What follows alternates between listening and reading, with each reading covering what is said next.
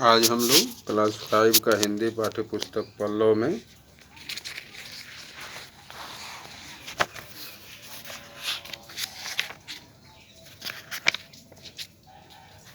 पाठ संख्या 3 सोने की फसल पर आधारित कुछ प्रश्नों का उत्तर जानेंगे। आज हम लोग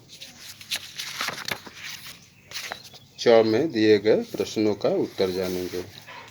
पहला प्रश्न है, राजा चंद्रकेतु में एक अच्छे राजा के कौन कौन से गुण थे? तो उत्तर में हम लोग लिखेंगे, राजा चंद्रकेतु में एक अच्छे राजा के सभी गुण विराजमान थे। वे प्रजापालक, उदार एवं न्यायी राजा थे। प्रजा को अपनी संतान से बढ़कर मानते थे। दूसरा प्रश्न है, तीनों चोरों को मृत्यु दंड की सजा क्यों मिली? तो उत्तर में हम लोग लिखेंगे, तीनों चोरों को मृत्यु दंड की सजा सुनाई गई क्योंकि तीनों ने नगर सेठ हीरामल के मकान में चोरी की नीयत से सेंध मार रहे थे। तीसरा प्रश्न है, रामदत्त ने अपने बचने का क्या उपाय सोचा? तो उत्तर में हम लोग लिखेंगे, रामदत्त बहुत तीव्र बुद्धि वाला था।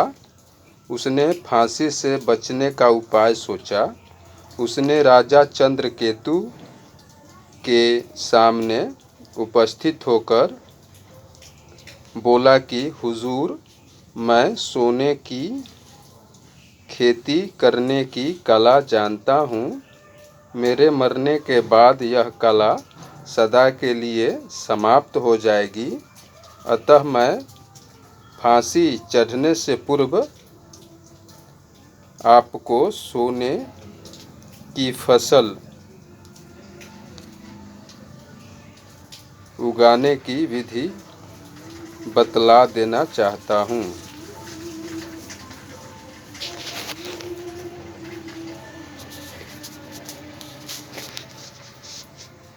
चार नंबर प्रश्न है, सोने की खेती करने के लिए क्या क्या तैयारी की गई?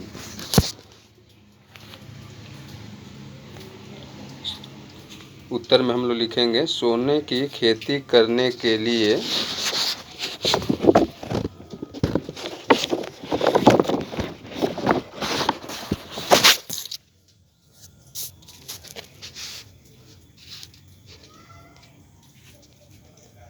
रामदत्त ने राजमहल के प्रांगण में जमीन का एक चौकोर टुकड़ा चुना।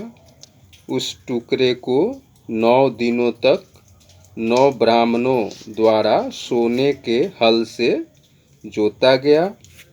फिर सैकड़ों कुंवारी कन्याओं द्वारा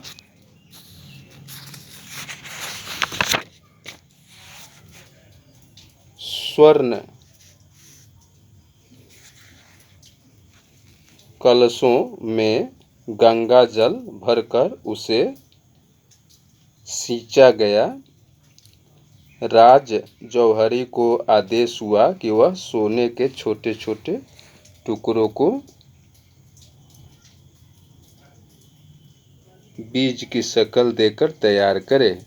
इस प्रकार सारी तैयारी कर ली गई।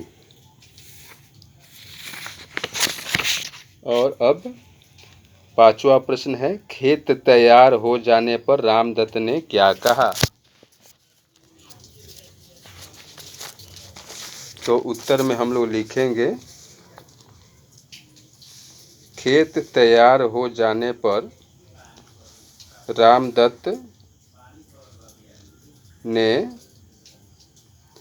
शुभ मुहूर्त में दरबारियों एवं प्रजाजनों के बीच राजा से निवेदन किया कि वे अब फसल की बुआई करें।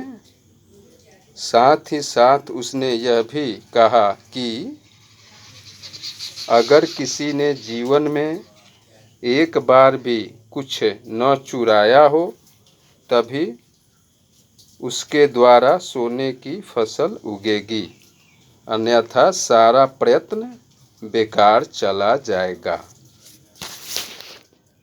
तो बच्चों, आज मैंने च में दिए गए सभी प्रश्नों का उत्तर बता दिए। आप लोग अब अपने तरीके से इन सभी प्रश्नों का उत्तर लिख के